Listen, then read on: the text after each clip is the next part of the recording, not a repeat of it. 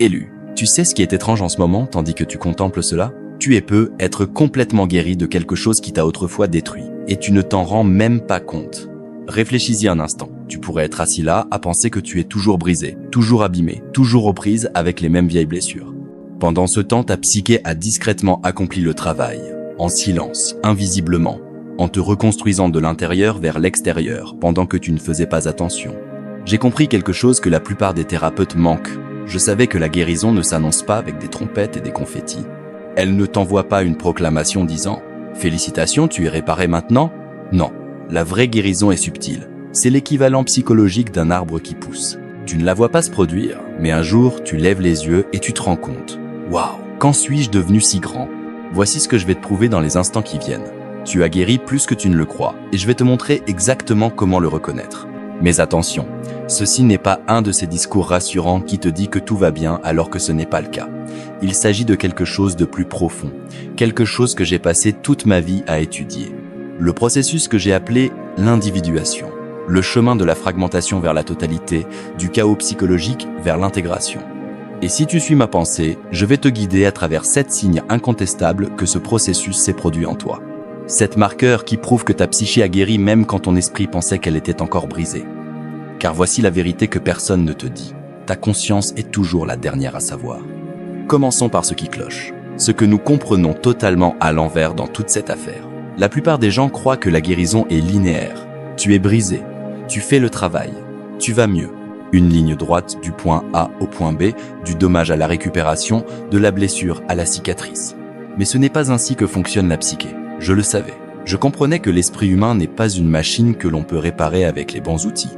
Il ressemble davantage à un écosystème, complexe, stratifié, rempli de processus cachés qui se déroulent sous la surface. As-tu déjà remarqué que tu ne te souviens pas exactement du moment où tu as cessé d'avoir peur de quelque chose?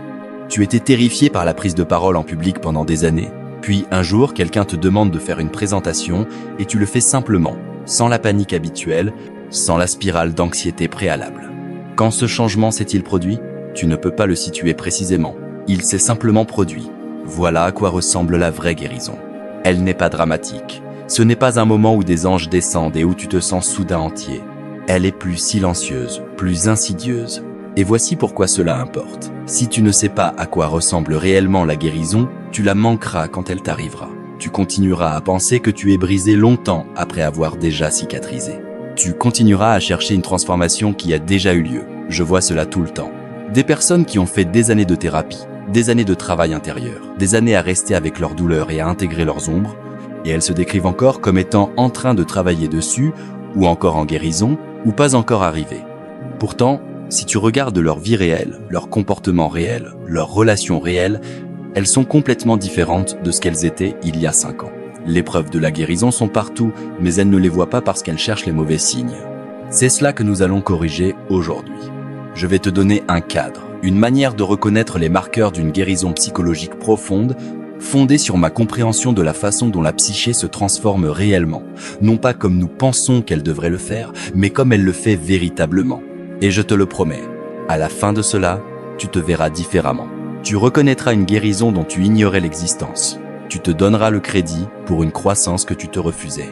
Mais d'abord, nous devons comprendre ce que j'entendais par guérison. C'est là que j'ai rompu avec tous les autres. C'est là que cela est devenu dangereux. La plupart des approches thérapeutiques, la plupart des philosophies d'aide personnelle, la plupart des traditions spirituelles partagent la même hypothèse sous-jacente.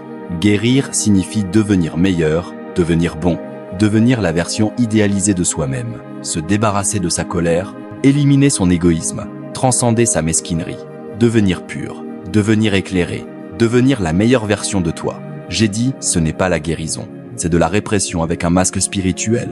Car voici ce qui se passe quand tu essaies de devenir bon.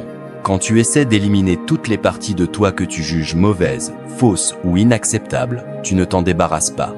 Tu les pousses simplement dans ce que j'appelais l'ombre, le domaine inconscient où vont vivre toutes tes parties rejetées. Et l'ombre ne reste pas là tranquillement. Elle grandit, elle gagne en puissance. Elle devient, selon mes mots, plus noire et plus dense à mesure que tu l'ignores. Pense aux personnes les plus critiques que tu connais. Celles qui critiquent constamment les autres, celles qui semblent obsédées par les échecs moraux d'autrui. Que font-elles réellement? Elles projettent leur propre ombre. Elles voient chez les autres ce qu'elles ne peuvent reconnaître en elles-mêmes. La personne colérique qui s'insurge contre l'agressivité. La personne sexuellement réprimée qui s'obsède pour la vie sexuelle des autres. La personne cupide qui accuse constamment les autres d'être matérialiste. Voilà l'ombre à l'œuvre. J'ai donc proposé quelque chose de radical. J'ai dit que tu ne guéris pas en devenant bon. Tu guéris en devenant entier. En intégrant tout, lumière et obscurité, bien et mal. Ange et démon, j'ai écrit « Je préférerais être entier plutôt que bon ». Laisse cela pénétrer un instant. Je préférerais être entier plutôt que bon. Ce n'est pas une licence pour un mauvais comportement. Ce n'est pas une justification pour blesser les autres. C'est quelque chose de plus profond.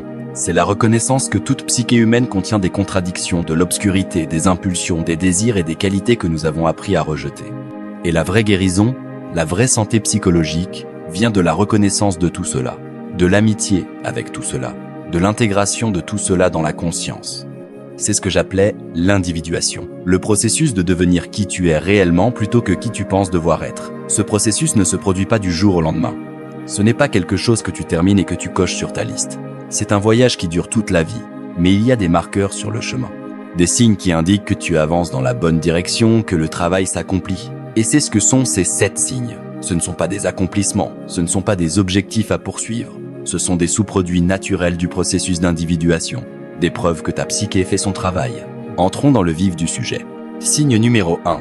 Le don de la solitude. Voici le premier signe que tu as guéri plus que tu ne le réalises. Tu peux être seul sans te sentir solitaire. Je sais que cela semble simple, peut être même évident, mais prête attention à ce qui se passe réellement ici, car c'est profond. La plupart des gens ont une peur terrible d'être seul. Et je ne parle pas d'1 heure ou 2, je parle d'être vraiment seul. Sans livre, sans correspondance, sans musique. Juste toi et tes pensées dans une pièce calme. Essaie un jour. Observe ce qui se passe. Au bout de 5 minutes, ta main se tend vers une distraction sans que tu aies même décidé consciemment. Ton esprit commence à lister tout ce que tu dois faire. Tu te souviens soudain de lettres à écrire, de tâches à accomplir, n'importe quoi, pour éviter d'être présent avec toi-même. Je comprenais cela. Je disais que nous remplissons nos vies de bruit et d'activités précisément pour éviter de confronter ce qui est à l'intérieur. Parce que ce qui est à l'intérieur peut être terrifiant. Toutes ces pensées que nous ne voulons pas penser, tous ces sentiments que nous ne voulons pas ressentir, toutes ces parties de nous-mêmes dont nous nous enfuyons. Mais voici ce qui change quand tu commences à guérir. Tu peux rester avec toi-même. Tu peux être dans cette pièce calme et te sentir bien. Pas forcément euphorique, pas nécessairement heureux, juste bien, paisible, voire satisfait. Pourquoi ? Parce que tu as fait quelque chose que la plupart des gens ne font jamais. Tu t'es rencontré, le vrai toi, pas la persona que tu présentes au monde, pas la version idéalisée que tu souhaiterais être. Le toi réel avec toutes tes imperfections, tes peurs, tes pensées étranges et tes vérités inconfortables. C'est le travail sur l'ombre. C'est ce que je voulais dire par rendre conscient l'inconscient. Tu as regardé les parties de toi que l'on t'a appris à cacher. La colère, la jalousie, la mesquinerie, le désir de vengeance, les pensées sexuelles que tu es censé réprimer, les impulsions égoïstes que tu es censé nier. Et au lieu de les fuir, tu les as reconnues. Tu as dit « D'accord, cela fait aussi partie de moi ». C'est l'intégration. C'est ainsi que l'ombre perd son pouvoir sur toi. Car voici la chose. Les parties de toi que tu rejettes ne disparaissent pas. Elles passent simplement sous terre. Elles deviennent ce que j'appelais des complexes autonomes. De multiples personnalités à l'intérieur de ta psyché qui détournent ton comportement quand tu ne regardes pas. As-tu déjà explosé contre quelqu'un pour une broutille et ensuite pensé « Pourquoi ai-je réagi comme cela ? Ce n'est même pas moi. C'est un complexe qui s'active. » C'est ton ombre qui prend le contrôle. Mais quand tu as intégré ces parties, quand tu les as amenées à la conscience et acceptées comme des aspects de qui tu es, elles cessent de te contrôler. Elles deviennent simplement des parties de toi. Ni bonnes ni mauvaises, juste humaines. Et c'est alors que la solitude devient possible, car tu n'as plus peur de ce que tu trouveras quand tu seras seul avec toi-même. Tu as déjà rencontré ces démons. Tu leur as déjà serré la main. Ils ne sont plus des étrangers. Tu deviens ton propre compagnon, ton propre ami. Et c'est l'un des signes les plus sous-estimés d'une guérison psychologique profonde. Si tu peux rester 1 heure dans une pièce calme avec toi-même et te sentir en paix, tu as guéri plus que tu ne le réalises. Signe numéro 2, quand le passé perd ses dents. Deuxième signe, tes anciens déclencheurs ne te déclenchent plus. Laisse-moi te peindre un tableau. Il y avait cette chose qui te détruisait totalement. Peut être un certain ton de voix. Peut être critiqué. Peut être te sentir ignoré ou passer sous silence. Peut être voir quelqu'un réussir là où tu avais échoué. Quoi que ce fût, quand cela arrivait, boum, tu plongeais en spirale. Des heures, des jours, parfois des semaines de chaos émotionnel, de rumination, de doute de soi, de colère, cette sensation malade dans l'estomac qui ne partait pas. Cela avait un pouvoir total sur toi. Mais ensuite quelque chose change, et tu ne le remarques même pas au début. La même situation se produit. Le même déclencheur se présente et tu ressens quelque chose. Un petit pincement peut être un bref moment d'inconfort. Mais cela ne te consume pas. Cela ne t'entraîne pas sous l'eau. Tu le remarques. Tu l'observes. Tu penses, tiens, intéressant. Et puis tu passes à autre chose. Que s'est-il passé, bon sang ? Je dirais que tu as rendu conscient l'inconscient. Tu as amené la blessure enfouie à la lumière. Tu l'as traitée, intégrée, métabolisée. Vois-tu, les déclencheurs sont fondamentalement des mines psychiques. Ce sont des vestiges enfouis de douleurs non traitées, des expériences traumatiques ou douloureuses qui ont été refoulées dans l'inconscient parce qu'elles étaient trop écrasantes à affronter à l'époque. Et elles restent là, cachées, jusqu'à ce que quelque chose dans ta vie présente rappelle à ta psyché cette blessure originelle. Alors boum, l'esprit explose. Tu ne réagis pas à ce qui se passe réellement maintenant, tu réagis à ce qui s'est passé alors. C'est pourquoi nos réactions paraissent parfois disproportionnées à la situation. Ton partenaire oublie de répondre et tu ressens une immense vague d'abandon. Ton supérieur te donne un retour et tu te sens attaqué. Quelqu'un n'est pas d'accord avec toi et tu sens que toute ton identité est menacée. Le moment présent a déclenché une blessure passée et l'intensité émotionnelle que tu ressens vient du passé, pas du présent. Mais voici ce qui est magnifique dans la guérison.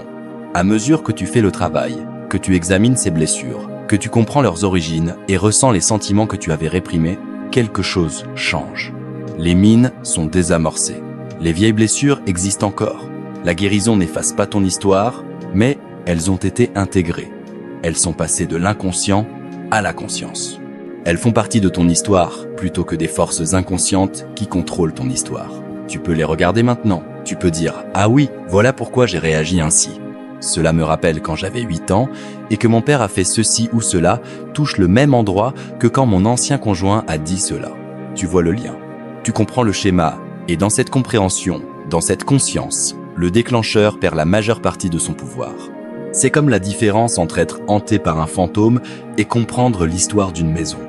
Les mêmes faits, une expérience émotionnelle totalement différente. C'est immense. C'est l'un des signes les plus clairs qu'une guérison profonde a eu lieu, et beaucoup de gens le manquent parce qu'ils n'y prêtent pas attention.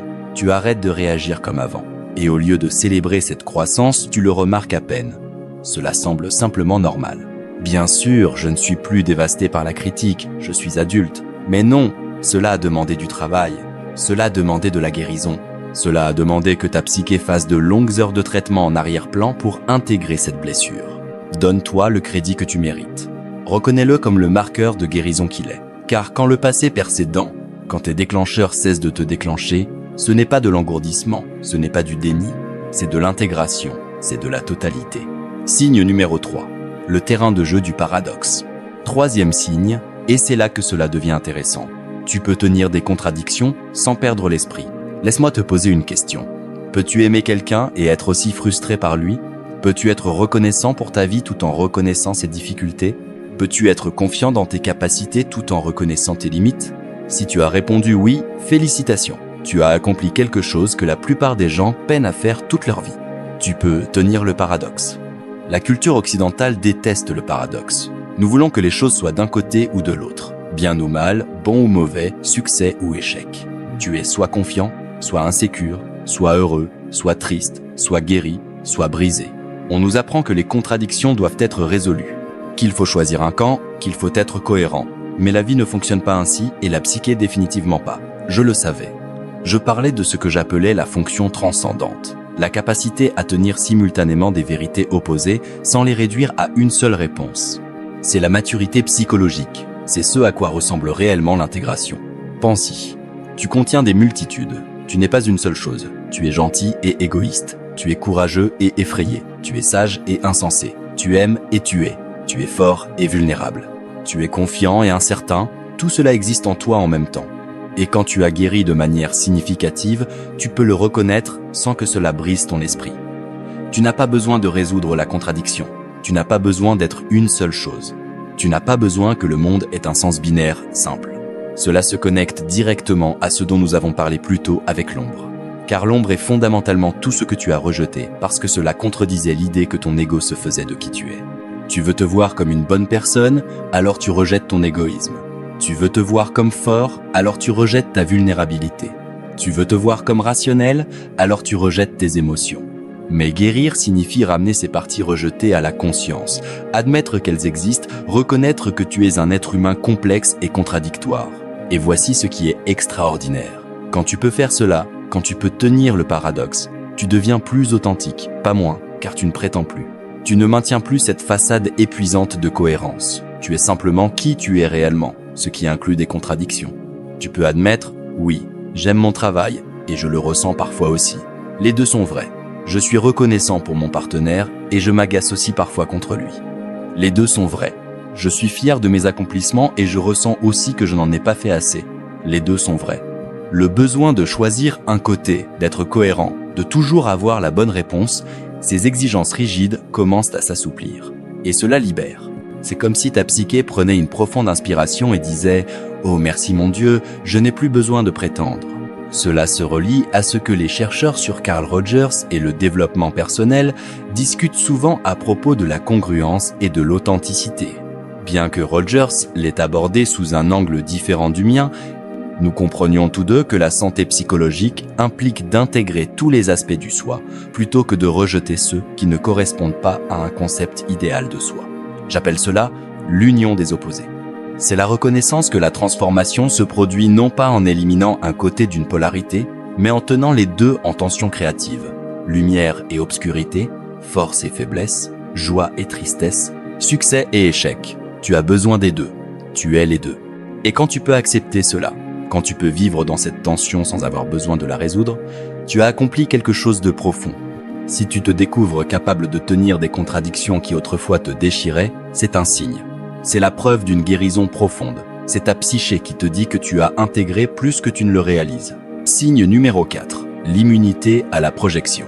Quatrième signe, les projections des autres ne collent plus à toi. Celui-ci est subtil mais puissant.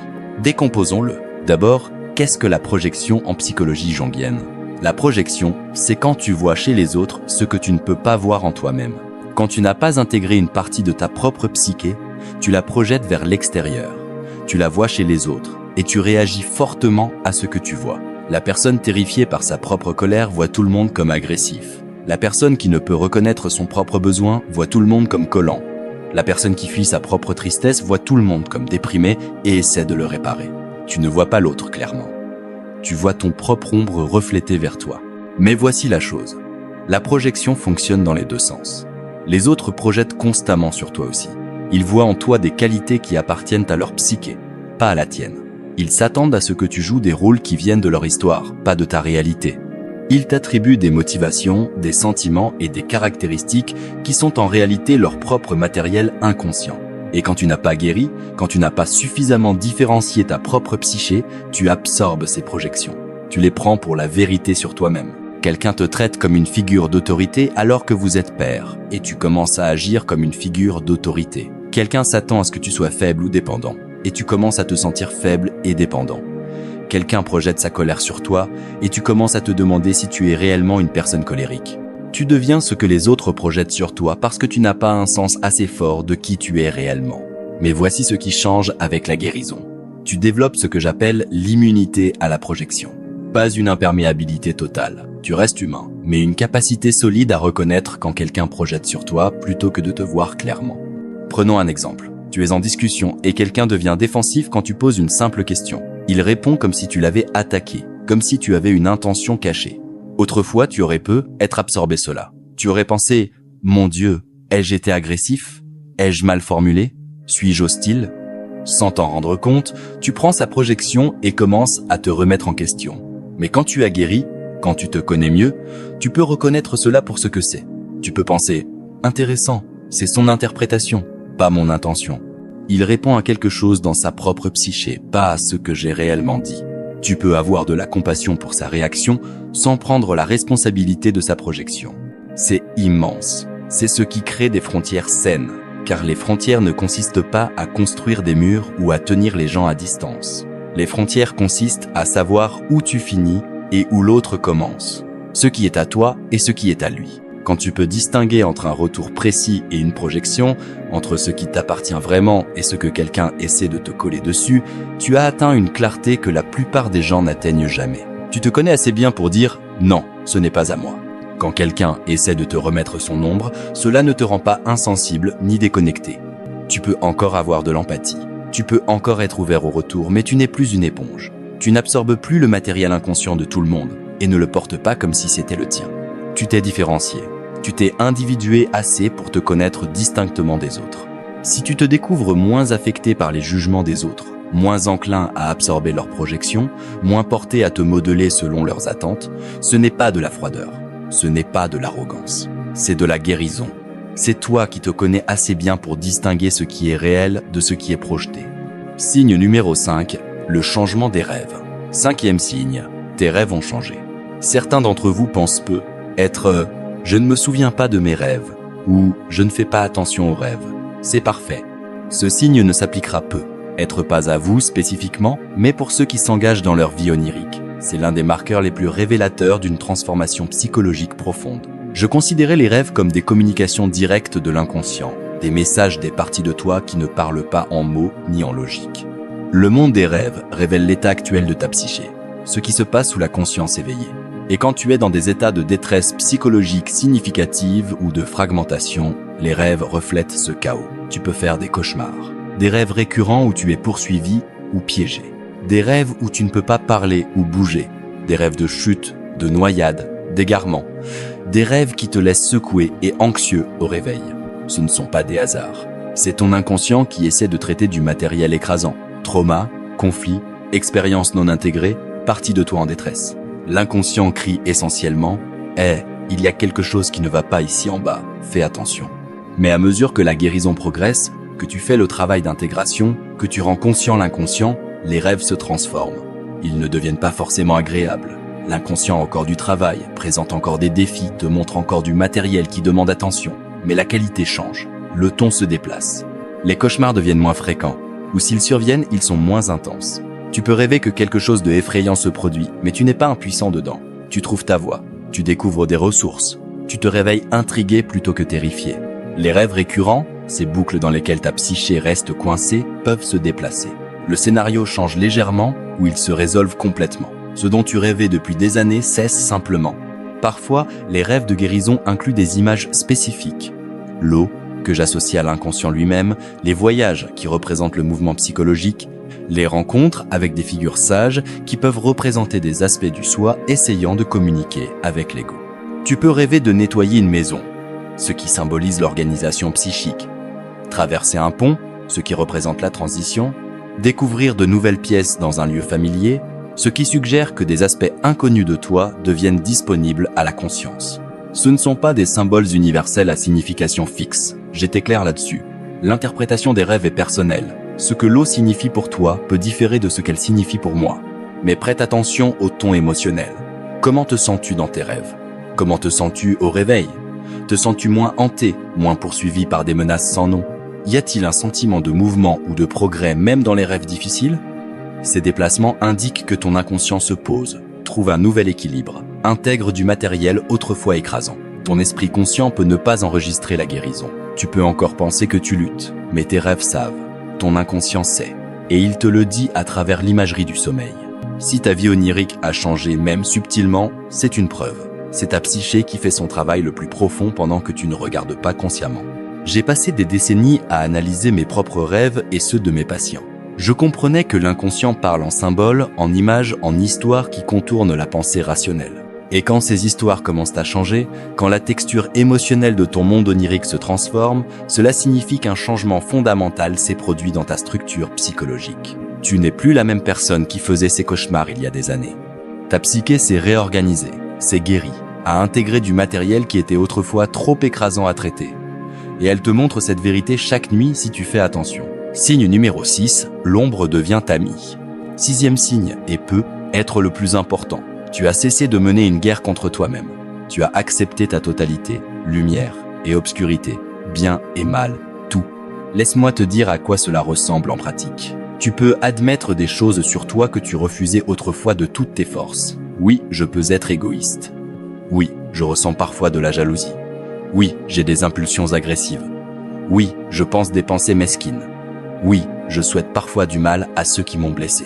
Et quand tu admets ces choses, tu ne plonges pas dans la honte. Tu ne penses pas « je suis une personne terrible ». Tu penses simplement « oui, c'est humain ».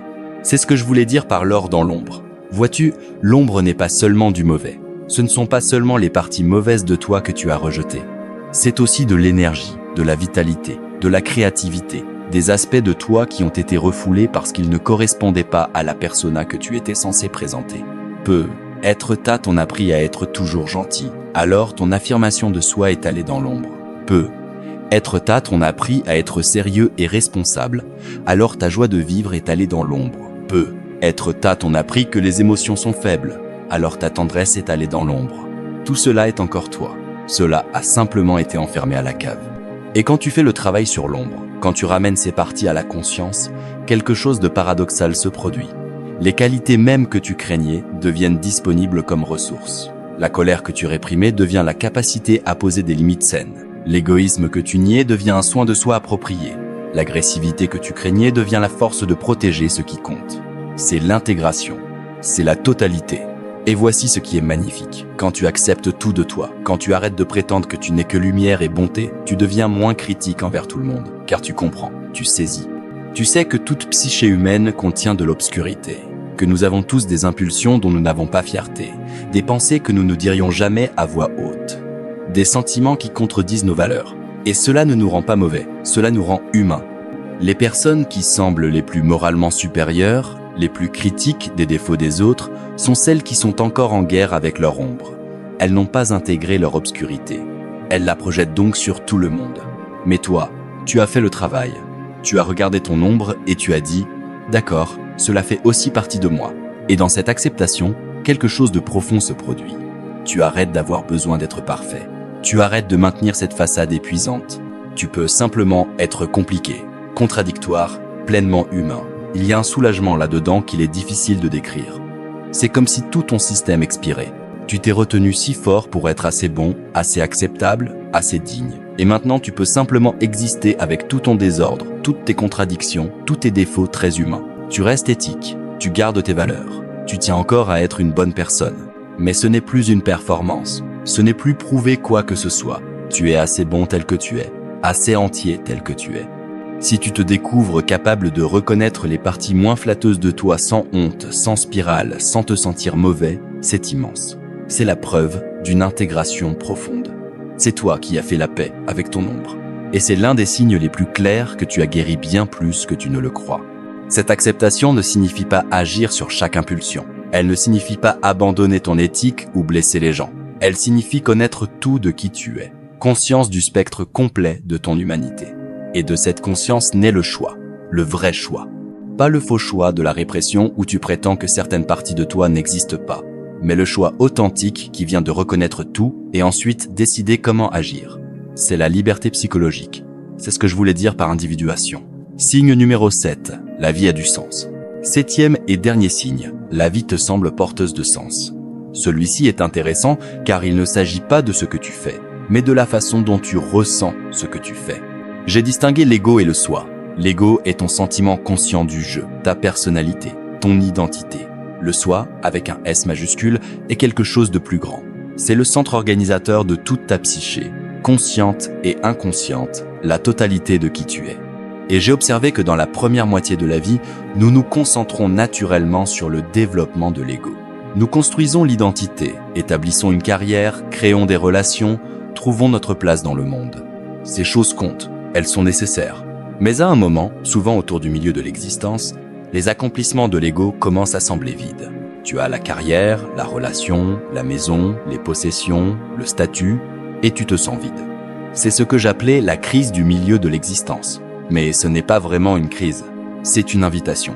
C'est le soi qui t'appelle en disant « Hey, il y a plus dans la vie que la gratification de l'ego. Il y a du sens au-delà de l'accomplissement. Laisse-moi te le montrer. » Quand tu t'es engagé dans ce processus, quand tu as commencé le vrai voyage de l'individuation, la vie recommence à te sembler porteuse de sens, même si rien d'extérieur n'a changé. Ce sens peut venir par la créativité, une urgence soudaine d'écrire, de peindre, de faire de la musique. quelque chose en toi qui exige l'expression.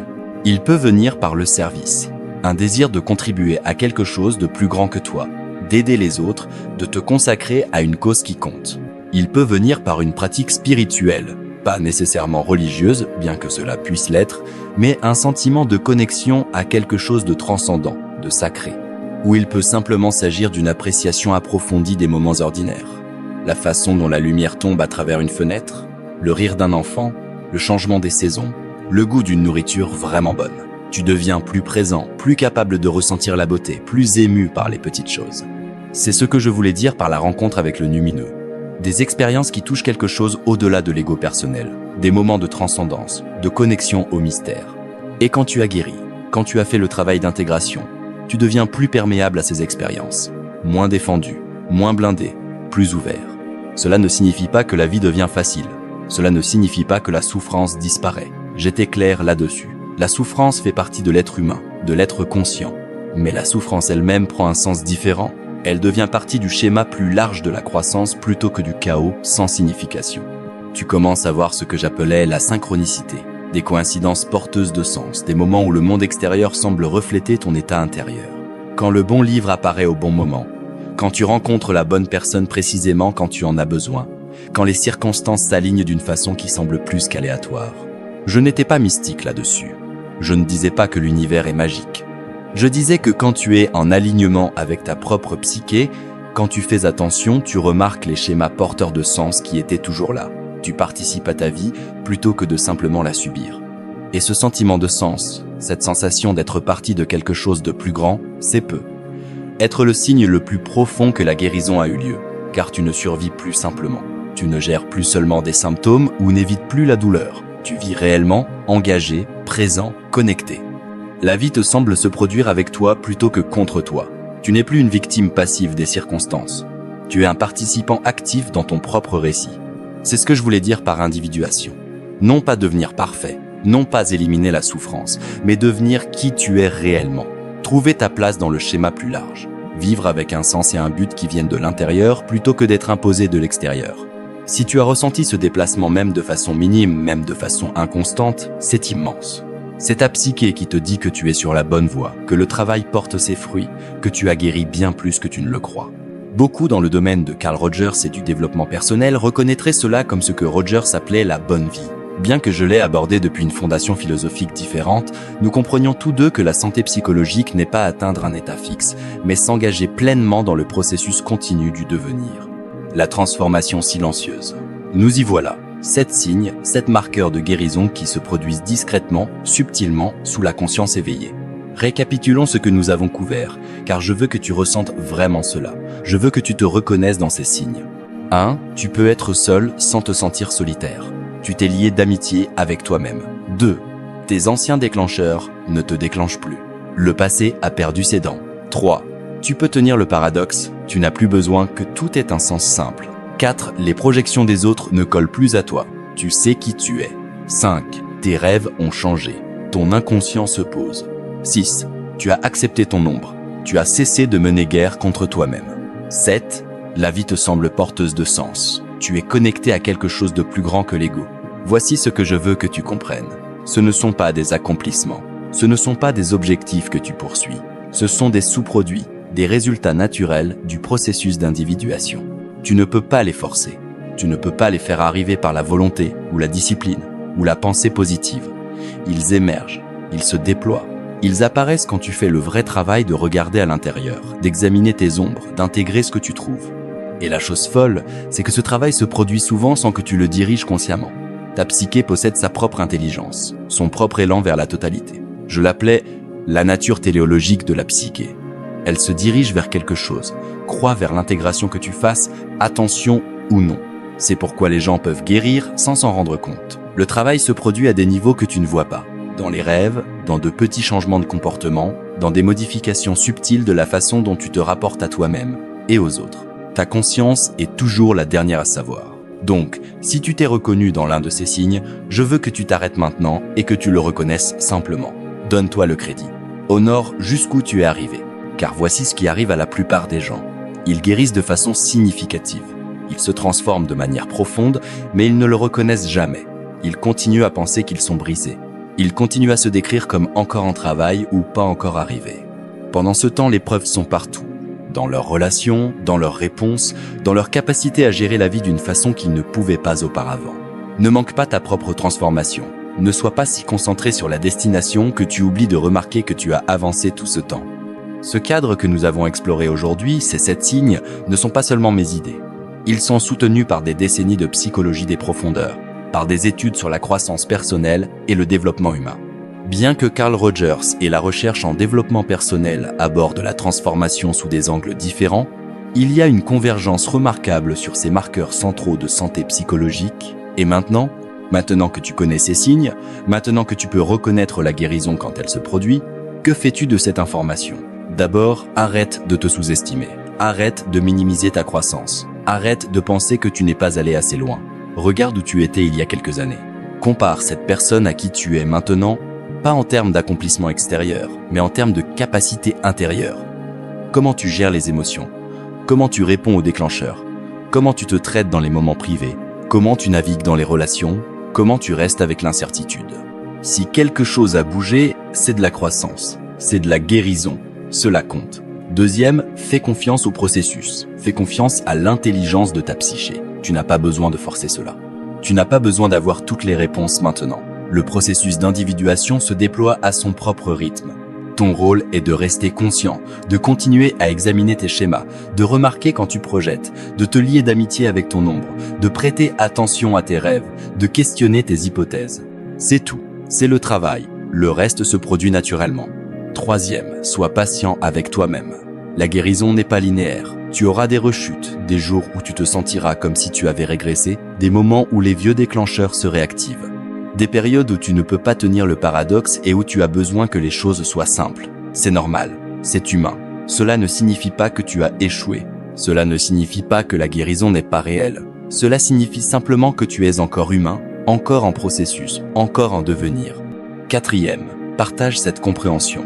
L'une des choses les plus puissantes que tu puisses faire est d'aider les autres à reconnaître leur propre guérison. Quand tu vois quelqu'un se flageller pour ne pas être assez guéri, souligne sa croissance. Aide-le à voir jusqu'où il est arrivé. Ce n'est pas seulement de la gentillesse. C'est ainsi que nous créons une culture qui comprend réellement la guérison, qui reconnaît la transformation, qui honore le travail discret et subtil de devenir entier. Et cinquième, continue. Car voici la vérité. Je comprenais que l'individuation ne finit jamais. Il n'y a pas de point où tu es terminé.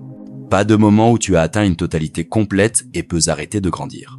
Tu es toujours en processus, toujours en train de découvrir de nouvelles couches, toujours en train d'intégrer du nouveau matériel. Ce n'est pas un problème, c'est la nature de l'être conscient. Le but n'est pas de finir.